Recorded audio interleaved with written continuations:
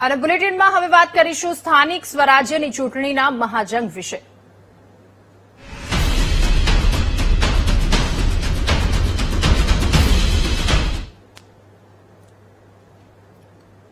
વાત સુરતની। Surat ward number 7ના ભાજપના ઉમેદવાર રઘુ ખૂંટનો સતત બીજા દિવસે વિરોધ।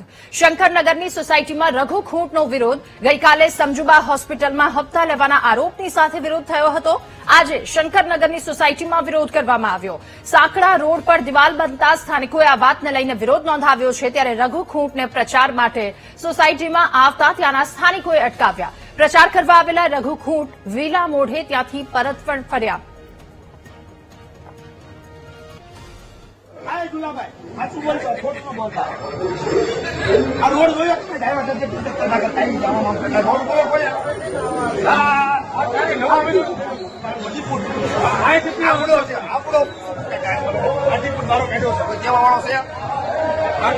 કરવા દેવાય રોડ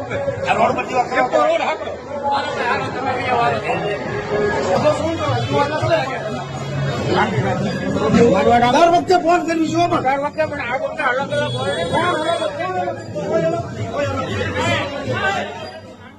વધુ માહિતી મેળવીશું। સંવાદદાતા ધ્રુવ આપણી સાથે આ મુદ્દે ફોનલાઈન પર જોડાયા છે।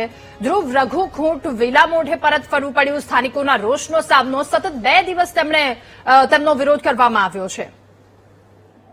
બિલકુલ, સુરત વોર્ડ નંબર 7ના જે ઉમેદવાર છે તે સતત વિવાદોમાં ઘેરાયેલા જોવા મળી રહ્યા છે। જ્યારથી તેમને ટિકિટ આપી છે અને હવે જ્યારથી તેઓ વોર્ડ નંબર 7માં ચૂંટણી ભાજપમાંથી લડી રહ્યા છે અને પ્રચાર કરવા જઈ રહ્યા છે, ત્યારે તેઓએ ભૂતકાળમાં વોર્ડ પ્રમુખ તરીકે જયારે ફરજ નિભાવી અને તે સમય દરમિયાન જે તેઓએ ભૂલ કરી છે તે તેઓની સામે હવે મતદારો જે છે તે ઉઘાડી પાડી રહ્યા છે।